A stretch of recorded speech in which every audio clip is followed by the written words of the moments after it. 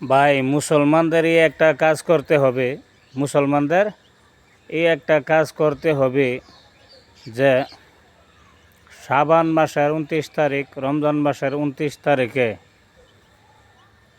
শাবান মাসের 29 তারিখ, রমজান মাসের 29 তারিখে চাঁদ দেখার জন্য চেষ্টা করতে হবে।